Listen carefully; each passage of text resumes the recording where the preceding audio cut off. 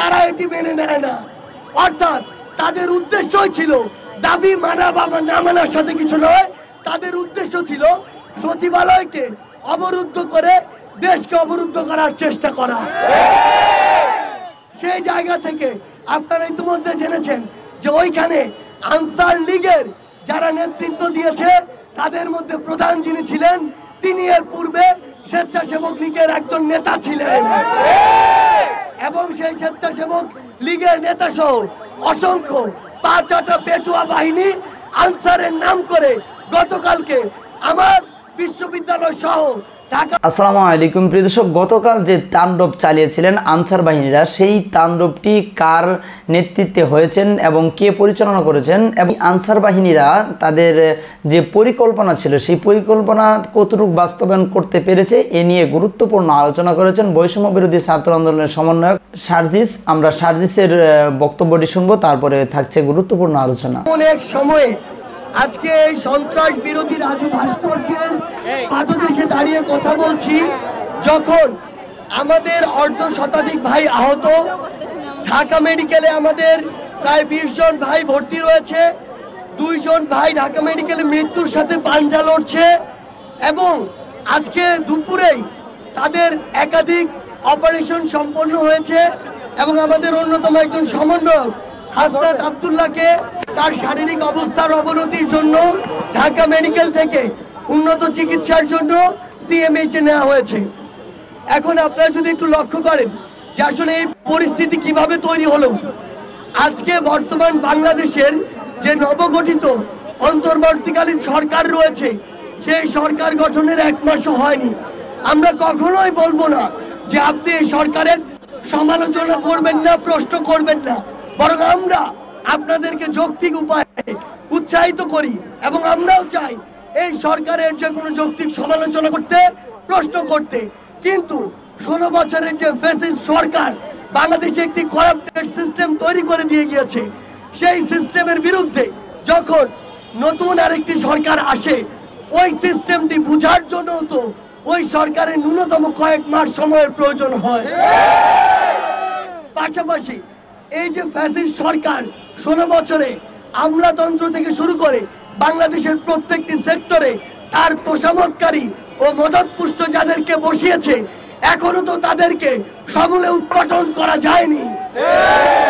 এমন একটি জায়গায় দাঁড়িয়ে সরকারের সবার আগে প্রয়োজন এই সার্বিক অবস্থাটি বোঝা, যারা ওই ফ্যাসিস্ট সরকারের মদতপুষ্ট দুর্নীতিবাজ রয়েছে তাদেরকে ওই সিস্টেম থেকে উৎপাটন করা এবং তারপরে সিস্টেমটি নতুন করে রিফরমেশনের দিকে যাওয়া। সেই জায়গাটিতে আমরা গতকালকে লক্ষ্য করেছি আনসার বাহিনীর নাম করে কিছু সন্ত্রাসী সদস্য, আমরা বিশ্বাস করি ওখানে যারা ছিল তারা আনসার বাহিনীর সদস্য নয়, তারা হচ্ছে আনসার লীগের সদস্য, যারা তাদের সময়ে জনগণকে সেবা না দিয়ে ওই লীগকে সেবা দিয়ে এসেছে, যারা যোগ্যতার ভিত্তিতে সে স্থানটিতে না এসে লীগের তোষামত করে পা চেটে ওইখানে এসেছিল।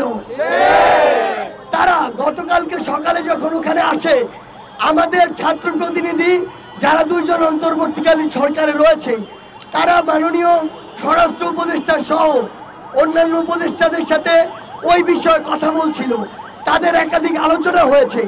এরপরে আমি এবং হাসনাত আব্দুল্লাহ আমাদের স্বাস্থ্য এবং আমাদের যারা আহত ও শহীদ ভাইরা রয়েছেন তাদের বিষয়ে কথা বলতে মাননীয় স্বাস্থ্য উপদেষ্টার কাছে যাই এবং আমরা যখন বাইরে ওই কিছু আনসার সদস্যদেরকে দেখি, আমরা তখন তাদের বিষয়েও কথা বলতে মাননীয় স্বরাষ্ট্র উপদেষ্টার কাছে যাই।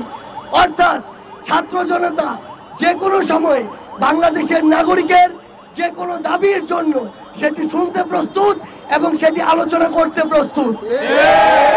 কিন্তু আমরা যখন তাদের একটি টিম সচিবালয়ের ভিতরে নিয়ে এসে সকলের সাথে কথা বলার ব্যবস্থা করলাম, দুপুরে একবার কথা হয়েছে, সন্ধ্যায় একবার কথা হয়েছে, তারা কনভিন্স হয়, তাদের অধিকাংশ দাবি মেনে নেওয়া হয় এবং বাকি দাবিগুলোর জন্য যৌক্তিকতা বিবেচনায় কিছু সময় চাওয়া হয়। তারা কনভিন্স হয়ে যখন বাইরে কথা বলতে যায়, তখন সকলে নয়, ওইখানকার কতিপয় আনসার সদস্য তারা এটি মেনে নেয় না। অর্থাৎ তাদের উদ্দেশ্যই ছিল দাবি মানা বা না মানার সাথে কিছু নয়, তাদের উদ্দেশ্য ছিল সচিবালয়কে অবরুদ্ধ করে দেশকে অবরুদ্ধ করার চেষ্টা করা। সেই জায়গা থেকে আপনারা ইতিমধ্যে জেনেছেন যে ওইখানে আনসার লীগের যারা নেতৃত্ব দিয়েছে তাদের মধ্যে প্রধান যিনি ছিলেন তিনি এর পূর্বে স্বেচ্ছাসেবক লীগের একজন নেতা ছিলেন এবং সেই স্বেচ্ছাসেবক লীগের নেতা সহ অসংখ্য পাঁচটা পেটুয়া বাহিনী আনসারের নাম করে গতকালকে আমার বিশ্ববিদ্যালয় সহ ঢাকার অসংখ্য ছাত্র ভাইদের উপরে অতর্কিত রক্তাক্ত হামলা চালায়। আমরা জেনেছি যে এর পূর্বে যিনি এই আনসারের ডিজি ছিলেন তিনি একজন আওয়ামী লীগের মদতপুষ্ট পাঁচটা ডিজি ছিলেন। আমরা আমাদের জায়গা থেকে স্পষ্ট করে বলতে চাই ওই পাঁচটা ডিজিকে এই ছাত্রদের উপরে রক্তাক্ত হামলার জন্য অবশ্যই বিচারের আওতায় আনতে হবে। আমরা আমাদের জায়গা থেকে স্পষ্ট করে বলতে চাই যে ফ্যাসিবাদের দোসররা এখনো বাংলাদেশের বিভিন্ন জায়গায় বসে বিভিন্ন ষড়যন্ত্র এবং নীল নকশার চেষ্টা করছে, তাদেরকে দ্রুত খুঁজে বের করে ওই জায়গা থেকে উৎপাটন করতে হবে। আমাদের জায়গা থেকে স্পষ্ট বার্তা, আমরা কাউকে যোগ্য বা যৌক্তিক সমালোচনায় ছাড় দিব না।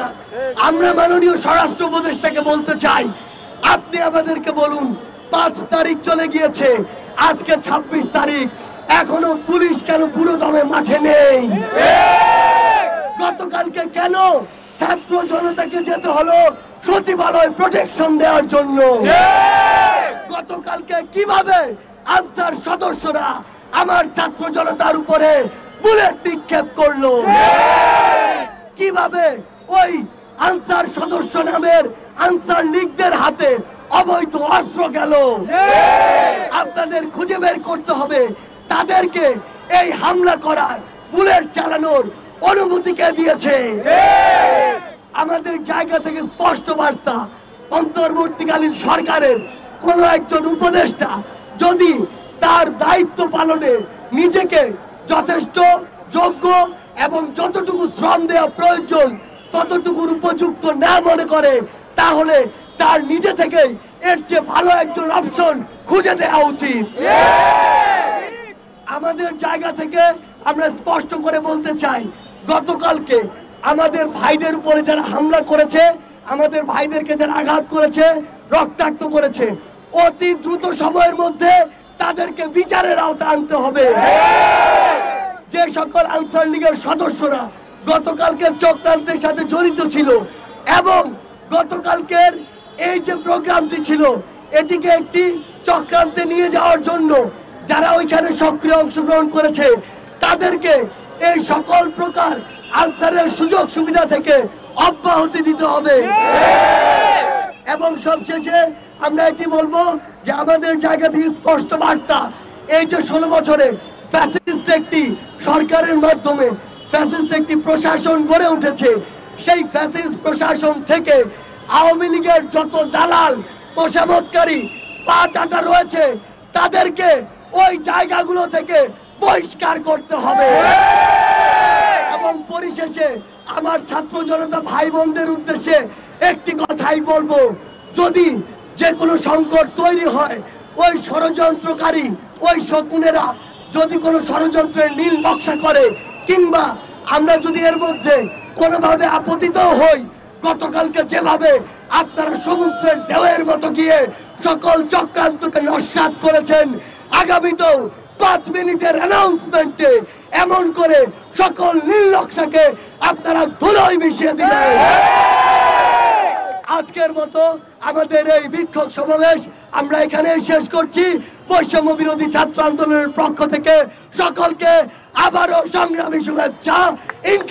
শারজিদের মুখ থেকে তিনি কিন্তু বলছিল যারা এই আন্দোলনটি করেছে তারা আসলে পূর্বে থেকে কিন্তু এটি একটি পরিকল্পনা করে রেখেছিল যে সচিবালয় ঘেরাও করে সারা বাংলাদেশের মধ্যে একটি অস্থিরতা সৃষ্টি করবে এবং তারা আবারও তারা এই সরকারকে অন্তর্বর্তীকালীন সরকারকে তারা ক্ষমতা থেকে নামিয়ে তাদের আওয়ামী সরকারকে আবারও ক্ষমতায় বসানোর চেষ্টা, অর্থাৎ তাদের কিন্তু নাম রয়েছে, তারা হলেন আনসার লীগ। তাদের ভিতরে এই আন্দোলনে উপস্থিত যারা ছিলেন তারা অনেকেই ছিলেন আওয়ামী লীগের নেতাকর্মী এবং তারা আনসারের পোশাক বানিয়ে তারা কিন্তু আনসার সেজে ওই জায়গায় রাস্তায় নেমেছিলেন আন্দোলনের নামে।